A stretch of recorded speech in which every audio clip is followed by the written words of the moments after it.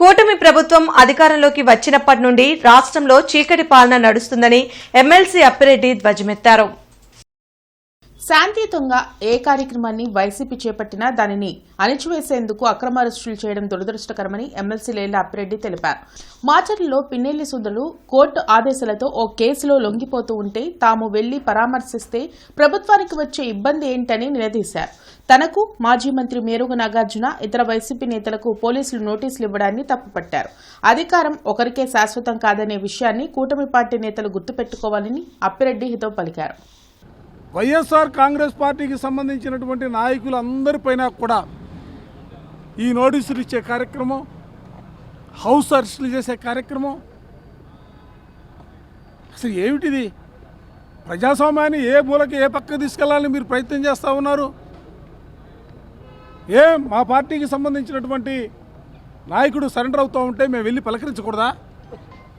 మేము తోడుగా నిలబడకూడదా?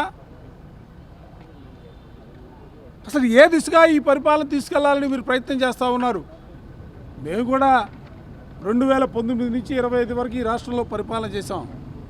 ఏ రోజును కూడా నేను చాలా గట్టిగా చెప్పదలుచుకున్నా, ఏ రోజును కూడా సమస్యలపైన ఉద్యమించినటువంటి తెలుగుదేశం పార్టీ కానీ లేకపోతే వామపక్ష పార్టీలకు సంబంధించినటువంటి విద్యార్థి యువజనులు కానీ లేదా పార్టీకి సంబంధించినటువంటి పెద్దలు కానీ ప్రభుత్వాన్ని వేలెత్తి ఉద్యమాలు చేసినటువంటి పరిస్థితుల్లో ఏ రోజు కూడా మేము కేసులు పెట్టి జైల్లో పెట్టినటువంటి పరిస్థితులు లేవే.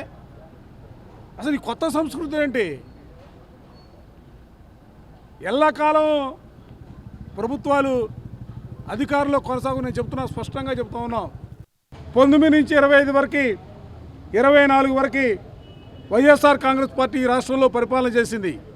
మరలా తిరిగి ఈరోజు ఈ రాష్ట్రంలో తెలుగుదేశం పార్టీ పరిపాలన చేస్తూ ఉంది. రేపు ఎప్పుడు ఎన్నికలు జరిగినా, 29లో ఎన్నికలు జరిగినా, ఎప్పుడు ఎన్నికలు జరిగినా ఈ రాష్ట్రంలో వైఎస్ఆర్ కాంగ్రెస్ పార్టీ తిరిగి అధికారంలో రావడం ఖాయంగా కనిపిస్తూ ఉంది.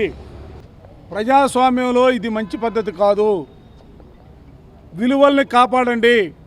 డాక్టర్ బిఆర్ అంబేద్కర్ గారు రచించినటువంటి రాజ్యాంగాన్ని పరిరక్షించండి. దేశానికి కావాల్సిన ఆ రాజ్యాంగమే తప్ప రెడ్ బుక్ రాజ్యాంగం కాదు. పద్ధతులు మార్చుకోమని చెప్పి చాలా స్పష్టంగా చెప్తాం.